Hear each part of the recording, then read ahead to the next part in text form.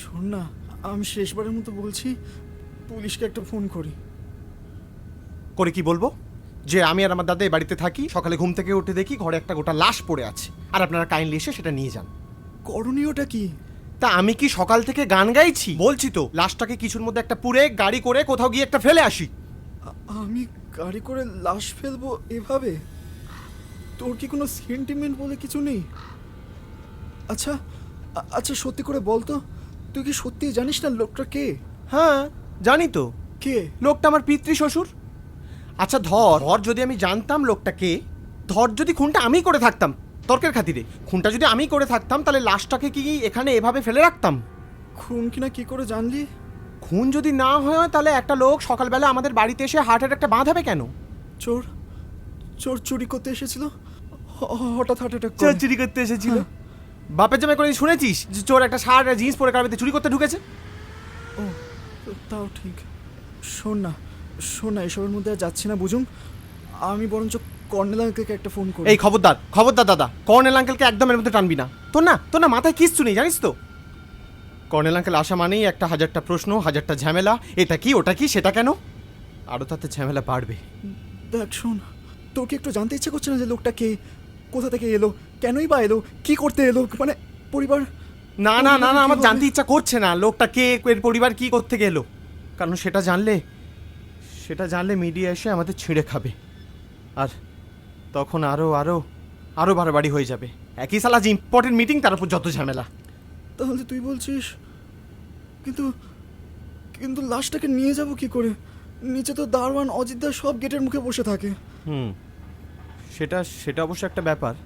একটা কাজ করতে হবে, দারোয়ানকে কিছু টাকা দিয়ে ওকে কোনো একটা জিনিস কিনতে পাঠাতে হবে, আর তারপর লাশটাকে কার্পেটে মুড়ে কোথাও গিয়ে একটা ফেলে আসবো। ফিরে এসে অবশ্য কার্পেটটা পুড়িয়ে ফেলতে হবে। কি ক্রুড রে তুই, এমনভাবে বলছিস যেন রেগুলার এসব করিস। আমার তো শুনি গা হাত পা ঠান্ডা হয়ে যাচ্ছে। এই শোনো, তুমি একটা কাজ করো, তুমি না কেজি নার্সারি পড়াও, তোমার দ্বারা কোনো কিচ্ছু হবে না। কাল হাতে পাঠিতে এলে না, কি যে করো সারাদিন আমি বুঝতে পারি না। ওই হঠাৎ একটু ঘুম পেয়ে গেছিল, আসলে তো ধকল যায় তো। ধকল? কি এমন করো যে ধকল যায়? করো তো কত টিউশন। শোনো, আমার অনেক কাজ আছে, সব ফালতু ব্যাপারে মাথা কোনো সময় নেই, আর এই বাড়িতে কন্ট্রিবিউশনটা আমাকে দিতে হয়, তাই নিজের স্পাইনটা তুলে এসব ভুলে যা বলছি সেটা কি করো তাড়াতাড়ি। আমাদের হবে না। ছি ছি ছি ভুলদা, তুমি কি না এই লোকটার বদলে তোমাকে যে কেন মারলো না আমি বুঝতে পারছি না। হ্যাঁ, তা তো এখন বলবি। আমি মরলে তোর তো ভালোই হয়।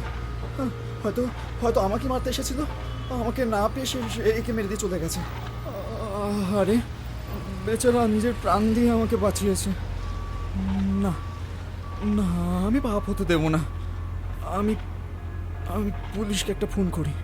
এই খবরদার দাদা, ফোনটা রাখ। কেন? পুলিশকে একদম ডাকবি না।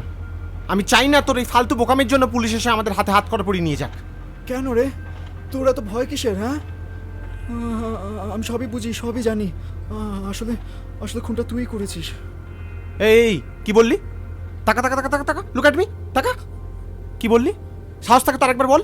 কেন, কি করে নিবি? হ্যাঁ, দাদাকে হাত তুলবি? দরকার হলে না তাই তুলবো। বাবা, বাবা যদি এতদিন তোর গায়ে হাত তুলতো, তাহলে তোর মতো একটা কুলাঙ্গার আমাদের বংশে তৈরি হতো না। ভগবান, এই তো পাওনা ছিল আমার।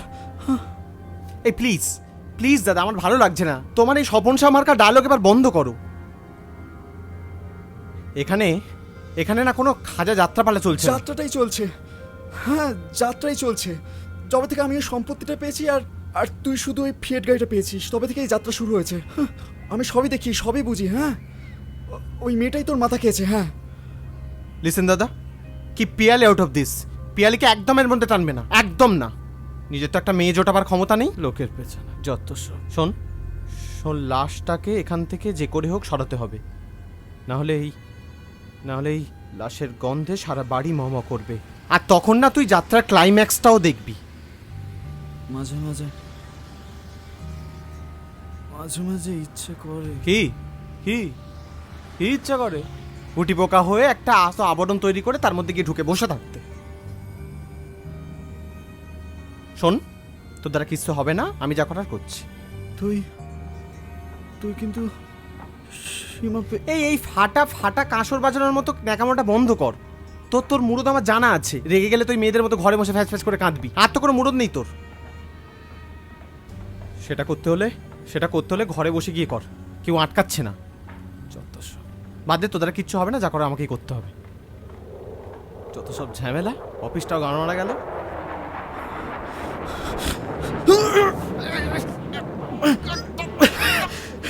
দেখ,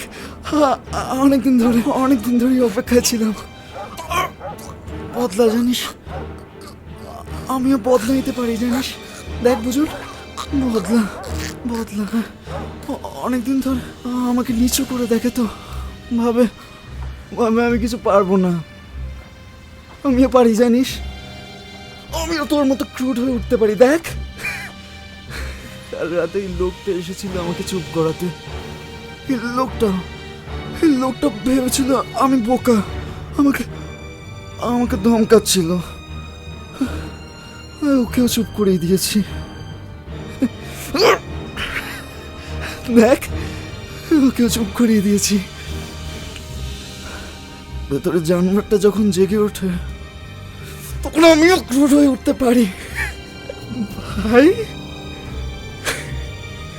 তোর দাদা কুলাঙ্গার নয়। হাস হাস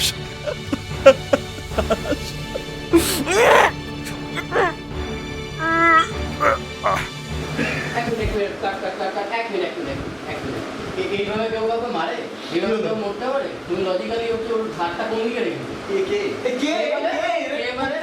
MBBS এর student, তুই এইভাবে কেউ কাউকে মারতে পারে?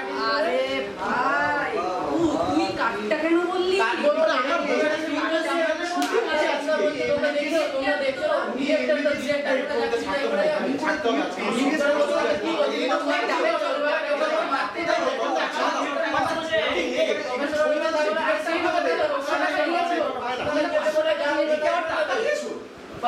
বাবু তো মারতেই পারে, কিভাবে মারতে পারে? এইভাবে মারতে পারে?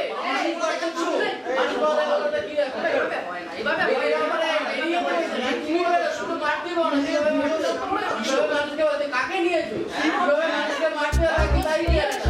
ডাক্তার লাগিয়ে একটা মারিয়ে এ কি আপনারা এখানে কি করছেন?